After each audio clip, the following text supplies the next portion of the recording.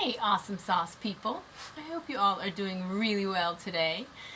It is almost the new year, and that means that this is as close as I'm going to get to my 3-year podcast anniversary. So, yay! I can't believe I've been doing this for 3 years already. It feels like forever, and it feels like I've only put out a few videos. It feels weird, but I don't know what else to say other than thank you guys so much for being along with me on this journey. It's been a lot of fun. I've loved getting to know you guys. I've loved getting to hear what you've been up to in your part of the world, and just sharing all the things that we have in common has been really lovely. So thank you for being here with me. I don't have a whole lot to talk to you about today, but I really wanted to get a podcast out so that I could say hello close to my 3-year podiversary, and also to tell you about a few things that are coming up that you might be interested in. Well, the first thing is to do with what I'm wearing. I have on my Seer Cloak that I put out earlier this year. So I'm feeling cozy and witchy today. And the reason why I have this on, even though it's almost 60 degrees today, there's a little chill coming from the north, but I was reminded to take it out of my closet. It's been warm the last couple weeks, but I was reminded to take it out of my closet because Katie Green of the Green Bean podcast is doing a knit along with the Seer Cloak. It started on the winter solstice, the 21st of December, and it's going through the summer solstice. So it's just getting started, and she has been using this scratch board. She's an artist, if you follow her, an amazing artist. And she's been using this scratch board to create a picture, her image of the Seer Cloak in winter on the winter solstice, and she's going to do another one for the Seer at summer. And I'm really excited to see what the second one comes out to be like. She's already done the first one, and it's on her podcast as well as her Instagram, if you want to see what they look like. But she's hosting a knit along. I believe she has a thread in her Ravelry group if you follow her there, and I'll put links to everything below. But yeah, it's a great way to the full 6 months. You don't have to rush yourself. You can enjoy the knit and do it along with people. So hopefully some of you guys will join. The other things, let's see, there's so many goodies that I want to tell you about. Well, the first thing I'll start with is just the finished object that I have, because I'm really excited about them, and it's the only knitting that I've been doing other than working on my scrappy blanket. So I wanted to share with you these. These are the Advent socks for 2019. It is a pattern by Natalie Sheldon of Remembrances Pottery, and she's under Natalie Sheldon on Ravelry if you want the pattern. It is a free pattern. She gave this away for free to everyone, so if you love it and you have the abilities to knit her other patterns, financially, if you're able to buy some for other patterns, you should, because this was a really nice free pattern for her to put out for everyone. She does colorwork socks, basically, and they're all absolutely beautiful. But this one was designed so that you can knit one stripe each day in December, and you would end up knitting your last stripe on the 24th, so if you wanted to finish them by Christmas, you could. So each day I would knit a stripe, and sometimes I knit 2 or 3, because I knew I'd want to take time to knit the heels or the cuffs. But I love them. They're so much fun. Some people are doing them all in blue tones or different shades of grays or reds. Some people are doing each stripe completely different, and some are matching the pairs. You'll find a lot of the pictures on Instagram under, I think it's just Advent Socks 2019. But again, I'll link everything below so you can see, because they're a really fun pattern. And everybody looks at them if they don't do color work, and they're like, those are so complicated, they must be so hard. And honestly, they're not. I mean, you've got lots of extra ends to weave in, and you've got a little bit of seaming up of the holes where you switch a bunch of colors. But I think even someone who's a beginner at color work could take this on if you just take it on slowly. But they're super cute. So the only way I changed it up from the pattern is this the striping is 72 stitches, and I know that my color work is fairly close in gauge to my regular knitting, so I cast on 64 stitches for the cuff instead of the 70 that was called for. And then I did this at 72 stitches, but I used a size 1 needle instead of a US 1 instead of a US 2, which is I believe what it called for. And they came out perfectly. And they're so squishy and warm because there's so much extra yarn on the inside. You get like an extra layer. So anyway, I really love those, and I think you guys should check them out. Even if you're not interested or you don't want to do color work, you should look at the pictures under the hashtag because they're really beautiful. And that's my only finished object. Right now I am just working on my my scrappy blanket. Oh no, that's not true. I knit something else. I'll have to insert a picture. It really isn't much to see, but Leif has been into a video game called Terraria, which is similar to Minecraft, I feel like, but maybe a little more pixelated, but he loves it. And there's something on there called king slimes that just look like a blob, but he really likes them, and he asked me to knit him a king slime. So I did. I just cast on like I would for a circular shawl or something. I cast on 8 stitches and then just increased every other row by 8 until I got to about this big of a circle, and then I did a purl row and started making like a hat shape. I'll show it to you. But it's just basically a blob, but he loves it. So it was nice to be able to knit that for him because he hasn't been feeling well this whole past week. Pretty much right after the solstice, he got a fever and was feeling yucky for about 6 days. So today is the first day that he is finally starting to be on the mend. He has a bad cough, but he doesn't have a fever today. He's got his energy back, so that's been really nice. He missed out on a lot of the holiday festivities, so we're thinking maybe we'll try to take him somewhere for the new year, because often on New Year's we just go to sleep early. Like, we don't stay up very late and celebrate. So we were thinking about the possibility of driving out to one of the local mountains around here and trying to either camp out or at least stay there through midnight so that we could see the fireworks all over the place. Because there are some mountains where if you get up near the top of the bald or whatever on the mountain, you can look out to Virginia, to Georgia, to Tennessee, to North Carolina. You can see all over the place, and then no matter where you turn, you see fireworks from all the different cities around, and it's really cool. So we're hoping to take him out to do that. Some other things that I wanted to tell you about. Let's see. Oh, so, sorry, there's a cat rubbing on the camera stand. Cookie Dough's out here trying to get some love. Come here. So, for my patrons, I have a quarterly giveaway. It happens at the equinox and the solstice that I will draw 3 winners for fun goodies. And this solstice, for the winter solstice, I decided I wanted to give away a pack of my winter note cards. So this is photography that I've taken around our homestead of pretty pictures during the winter. And well, here, I'll bring up the first one so you can see. So you can see here, this one's the cabin where I have my studio right after we had a big snow.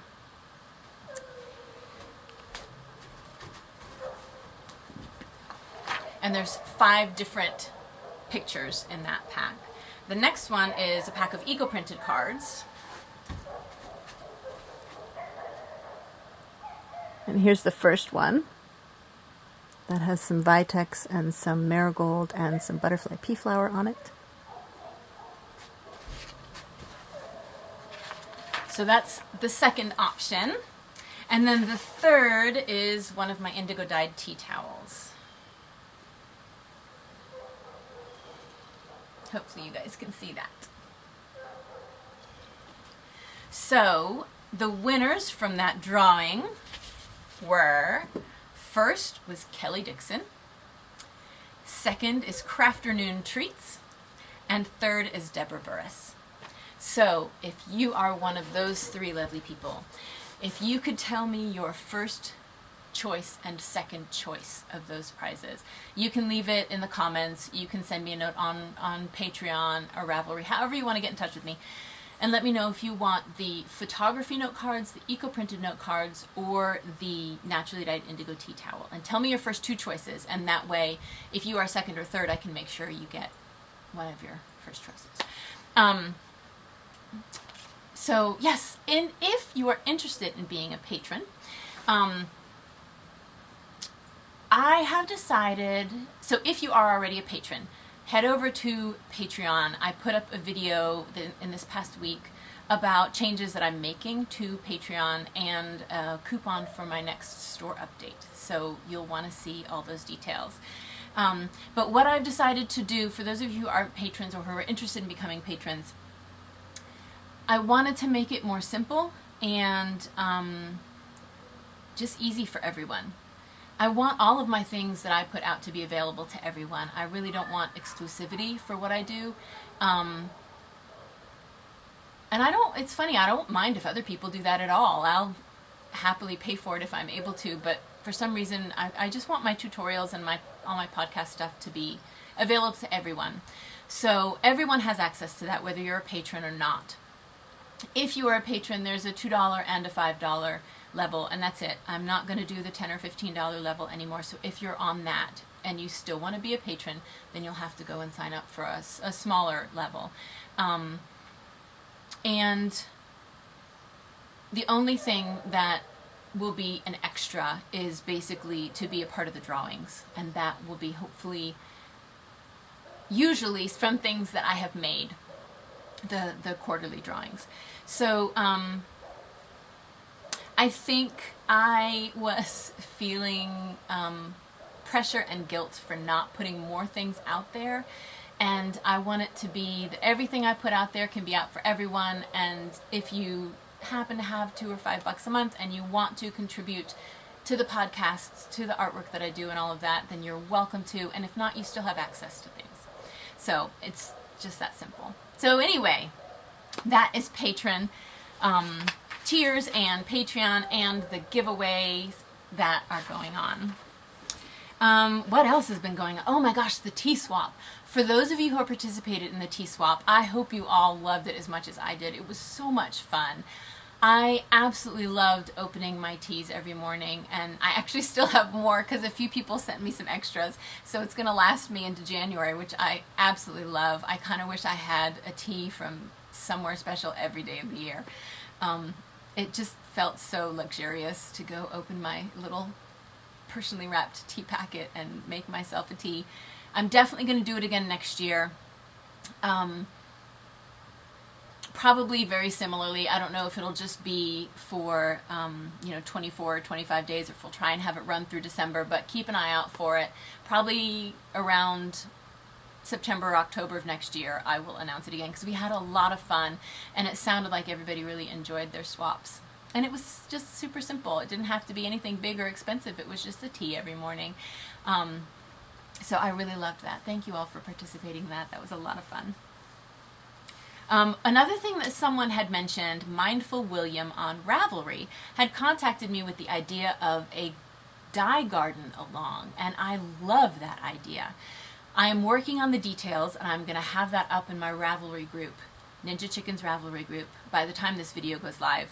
So if you're interested, check there. But basically, what Mindful William had mentioned is the idea that there are a number of people who want to have dye gardens and they just don't know where to start. What plants are the easiest, what plants are good for their area, things like that. So what I'm going to try to do is have a list of maybe 10 plants. I'll see what I can do, because what grows here is not going to grow the same in Hawaii, and it's not going to grow the same in Iceland. And so I want to try and have a good range of plants. If you are an expert in dye plants and you live outside of the Appalachian Mountains, and you want to give your input on 3 or 4 good dye plants for your area, I would love it if you would mention that in the Ravelry group, because what I'm growing now is not going to be the same thing that's growing in South Africa. So it's going to be a full year, and what I might do, since my year in the northern hemisphere is different. My growing year is different from that in the southern hemispheres. I will probably say January 1st to December 31st for the northern hemisphere die along, and maybe winter solstice of the southern hemisphere, so mid-July or mid-June through mid-June of the next year for the southern hemisphere. I don't know, I'll have all the details up in the Ravelry group.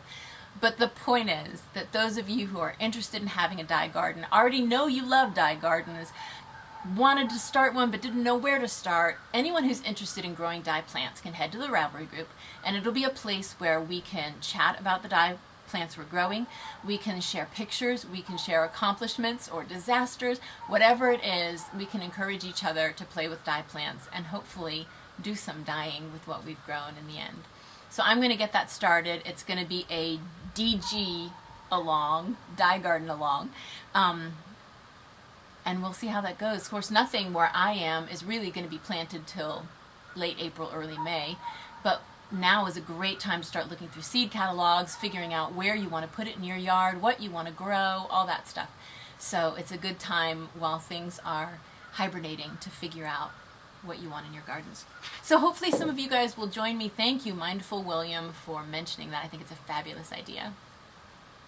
I think there's only one last thing to tell you about, and that's my next shop update, which is going to be massive. I have a lot of stuff ready to go into the shop.